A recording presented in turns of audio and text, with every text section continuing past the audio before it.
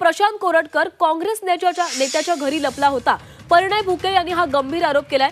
तेलंगणात कोरटकर काँग्रेस नेत्यांच्या घरी लपला होता असा आरोप परिणय फुके यांच्याकडून करण्यात आलेला आहे। काँग्रेस कोरटकरला वाचवण्याचं काम करतंय असं देखील परिणय फुके यांचं म्हणणं आहे। तर काँग्रेस कोरटकरला वाचवण्याचा प्रयत्न करतंय। तेलंगणामध्ये प्रशांत कोरटकर हा काँग्रेस नेत्याच्या घरी लपला होता असा आरोप आहे हा परिणय फुके यांच्याकडून करण्यात आलेला आहे। तेलंगणातून कोरटकरला अटक करण्यात आलेली होती। गेल्या अनेक दिवसांपासून कोरटकर हा तेलंगणामध्येच लपून बसला होता आणि तेलंगणामध्ये तो काँग्रेस नेत्याच्या घरी लपून बसलेला होता असा आरोप परिणय फुके यांनी केलेला आहे। प्रशांत कोरटकर काँग्रेस नेत्याच्या घरी लपला होता। परिणय फुके यांनी हा गंभीर आरोप केलेला आहे। तेलंगणात कोरटकर काँग्रेस नेत्याच्या घरी लपून होता। काँग्रेस कोरटकरला वाचवण्याचं काम करतंय असा गंभीर आरोप त्यांच्याकडून करण्यात आलेला आहे। कालच प्रशांत कोरटकर याला तेलंगणामधून अटक करण्यात आलेली होती। गेल्या अनेक दिवसांपासून त्याचा शोध घेतला जात होता आणि अखेर त्याला काल तेलंगणामधून अटक झाली। मात्र तेलंगणामध्ये असताना तो एका काँग्रेस नेत्याच्या घरी लपलेला होता असा आरोप परिणय फुके यांच्याकडून करण्यात आलेला आहे। तेलंगणामध्ये काँग्रेसनं प्रशांत कोरटकरला वाचवण्याचा प्रयत्न केल्याचा आरोप देखील ते करत आहेत।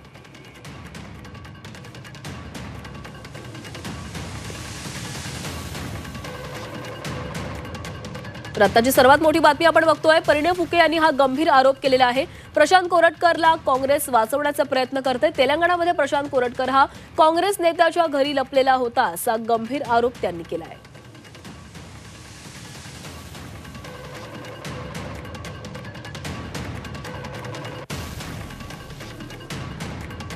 तर तेलंगणामध्ये कोरटकर काँग्रेस नेत्याच्या घरी लपलेला होता असा आरोप करण्यात आलेला आहे। काँग्रेस कोरटकरला वाचवण्याचा प्रयत्न करते असा आरोप देखील परिणय फुके यांनी केलेला आहे। कालच तेलंगणामधून प्रशांत कोरटकर याला अटक करण्यात आलेली होती।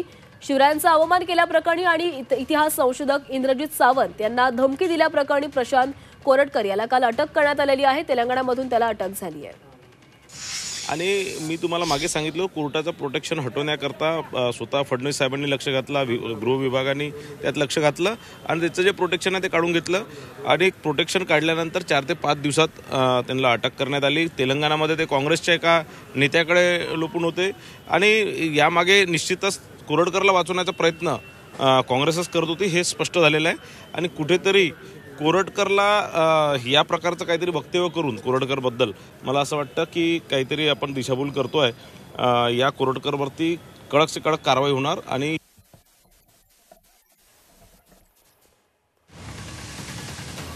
तर या संदर्भात अधिक बोलणार आहोत आमचे प्रतिनिधी मनश्री पाठक आपल्यासोबत जोडल्या गेलेत। मनश्री, परिणय फुके यांनी हा गंभीर आरोप केलेला आहे। काँग्रेस कोरटकरला वाचवतोय असं त्यांचा आरोप आहे, काय म्हणणं आहे नेमकं त्यांचं? स्वतः परिणय फुकेच आपल्या सोबत आहेत। परिणयजी, मगाशीच तुम्ही हे वक्तव्य केलेलं आहे आणि हा गंभीर आरोप आहे। खरं तर प्रशांत कोरटकरवरून महाराष्ट्रभरात एक राग उत्पन्न झाला, प्रचंड वातावरण, राजकीय वातावरणही तापलं। त्यामागे काँग्रेसच आहे असा तुमचा आरोप आहे।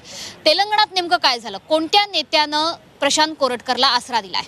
बघा, ज्यावेळेस प्रशांत कोरटकर काँग्रेसच्या एका नेत्याच्या घरी, तेलंगणामधल्या एका नेत्याच्या घरी सापडला, तिथे त्यांना त्या नेत्यांच्या आश्रयाखाली ते तिथे मागील अनेक दिवसापासून लपलेले होते। आणि निश्चितच यामागे माझा आरोप आहे की काँग्रेस पक्षातलेच महाराष्ट्रातील काही नेते या सगळ्याच्यात सामील आहे।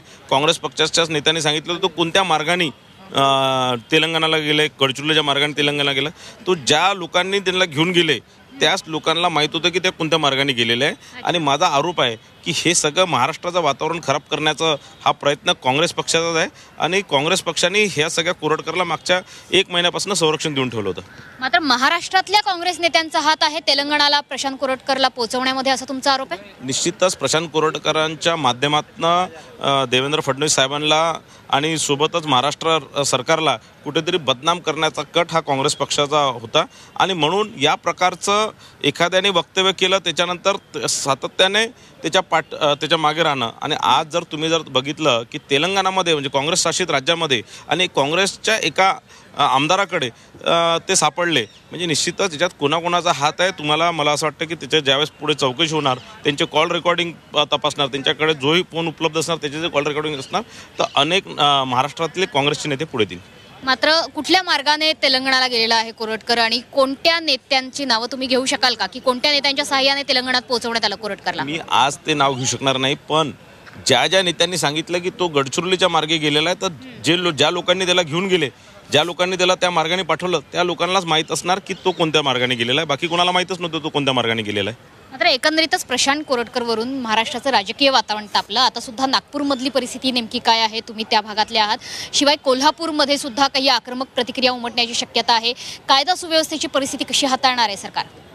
नाही, निश्चितच पोलीस विभाग कुणालाही कायदा हातात घेऊ देणार नाही. संविधानाच्या चौकटीत, कायद्याच्या चौकटीतच आणि त्यातच त्यांना कोर्टात पेश करण्यात येणार. पण निश्चितच कोल्हापूरकरांच्या ज्या भावना आहेत, त्याच भावना नागपूरच्या आणि संपूर्ण महाराष्ट्रातील जनतेच्या आहे आणि त्याच भावना माझ्यासुद्धा आहे. निश्चितच एक तीव्र राग प्रशांत कोरटकरांबद्दल आहे, प्रशांत कोरटकरबद्दल आहे आणि त्या अशा व्यक्तीला कडकच्या कडक शिक्षा झाली पाहिजे.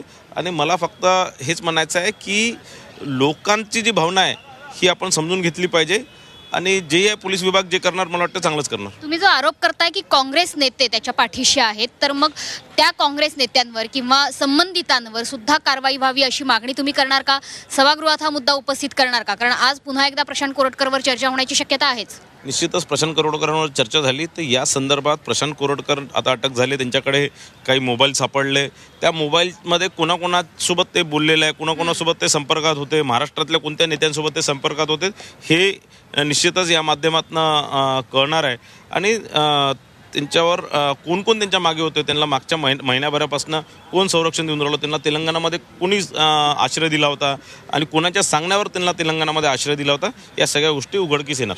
विधानसभेचं अधिवेशन सुरू असताना अशा प्रकारची घटना घडणं, अशा प्रकारची वक्तव्य येणं महाराष्ट्राच्या दैवताविषयी आणि हा गंभीर आरोप केलेला आहे की काँग्रेसच्या नेत्यांकडूनच प्रशांत कोरटकर याला मदत करण्यात आलेली आहे. आपल्यासोबत काँग्रेस नेते माणिकराव ठाकरे जोडले गेलेत. माणिकरावजी, परिणय फुके यांनी हा गंभीर आरोप केलेला आहे की तेलंगणामध्ये जो प्रशांत कोरटकर लपलेला होता त्याला काँग्रेसच्या नेत्यांकडूनच मदत करण्यात आल्याचं त्यांचं म्हणणं आहे. तर परिणय फुके यांनी हा गंभीर आरोप केलेला आहे. अनेक विरोधकांकडून असा आरोप करण्यात आलेला होता की प्रशांत कोरटकर हा ज्या मार्गे तेलंगणाला गेलेला होता, ज्या मार्गासंदर्भात त्या विरोधकांना माहिती होती, म्हणजेच विरोधकांकडून म्हणजेच काँग्रेस नेत्यांकडूनच प्रशांत कोरटकरला मदत केली जात आहे असा आरोप परिणय फुके यांच्याकडनं करण्यात आलेला होता आणि त्या संदर्भात त्यांनी हा गंभीर आरोप केला आहे.